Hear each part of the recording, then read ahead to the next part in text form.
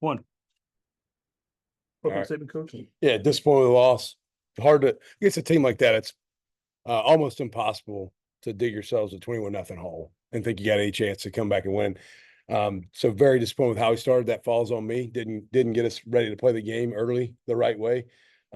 Very proud of the resiliency our guys showed. You know, come back and a 21-0 game against an opponent like that to make it 24-19 and have some opportunities to come back and win the thing.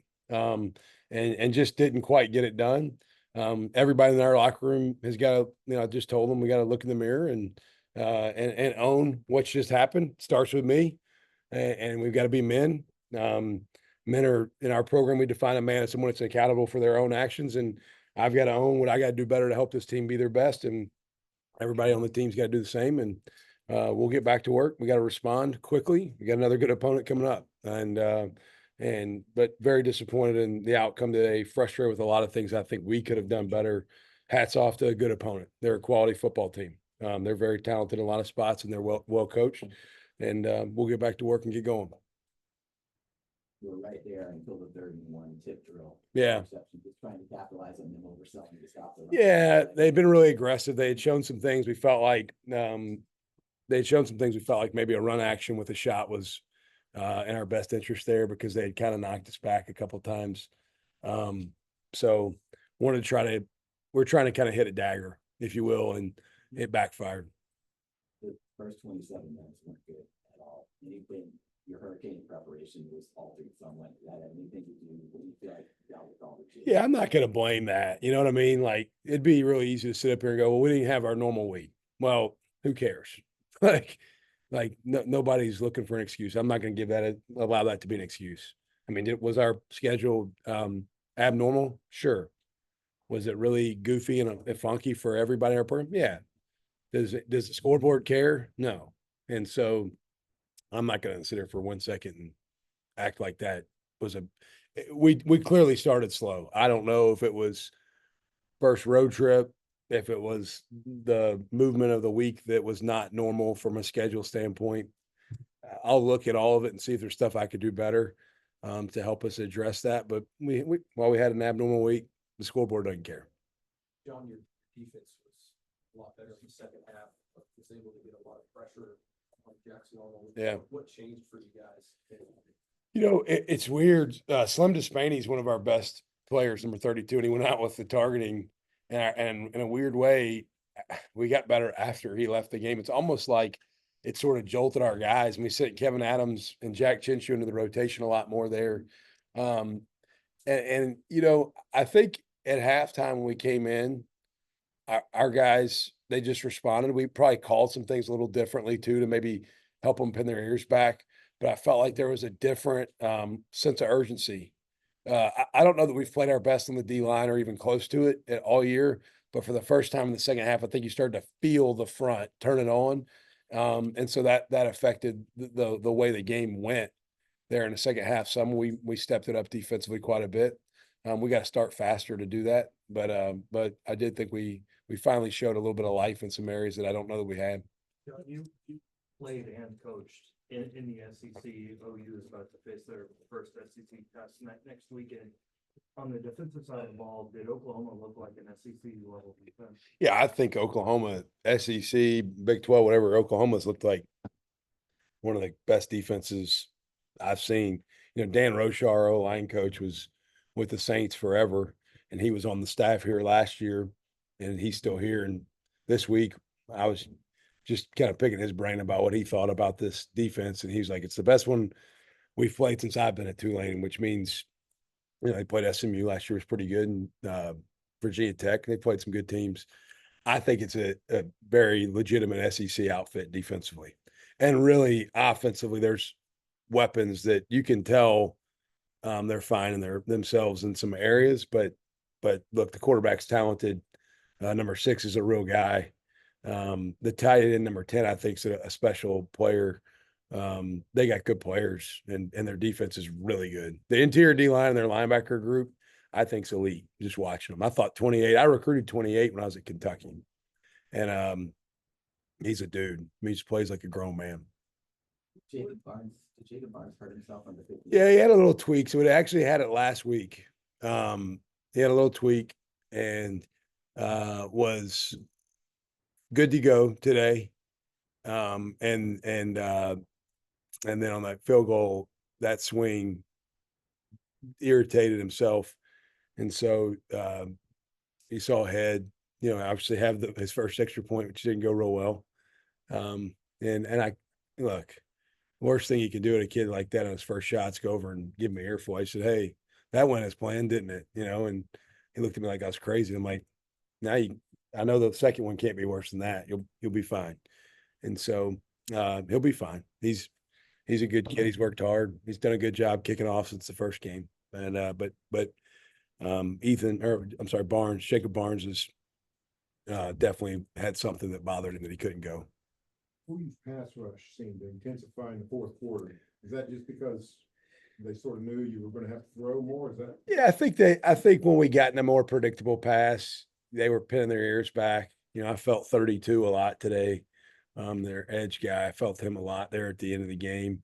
And I think you get yourself in situations that are obvious pass, and you got good pass rushers that can pin their ears back, and it's hard to block them. And they Brett and those guys do a nice job of presenting some, 6-up pictures and some looks that maybe make your protections question who's coming, who's dropping, and trying to figure out how do you want to target it and ID it. You talk about adding really good scheme with really good players, and it makes it hard to protect.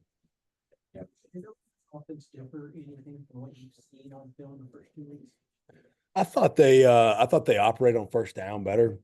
I think they recognized. I think they did a good job. I saw Seth right here after the game, and I told him, I said they were more efficient first down early in the game. So their third, I think their third downs, what made them more successful early in the game on third down than what they had been, was they were in 3rd and 2 and 3rd and 3, not 3rd and 8 and 3rd and 9. And so they were more first and second down efficient, which makes it harder on defense when you're in 3rd and 2. I don't have a lot of great 3rd and 2 or 3rd and 3 calls for our defensive staff. 3rd and 9, I can call a lot of good defenses, So I think they just stayed on schedule better. It's probably the thing I noticed. Thought they ran the ball better. Some of that had to do with us, and that was, complimentary to them, but thought they committed to stay on schedule.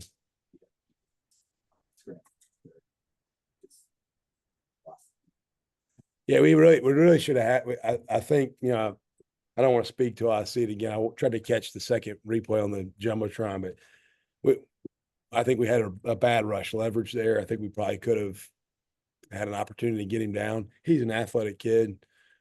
His 2 long runs, that was one, and then the other one down our sideline on the zone read keep. We didn't leverage the football right and play it properly, and we got to coach it better. But he burned us on the last one, and that was kind of the one that sort of broke us. Jon, you mentioned the resiliency you saw from the defense in the third quarter. What were some things you identified from the OU was doing offensively that you could kind of take advantage of? I think it was more about us.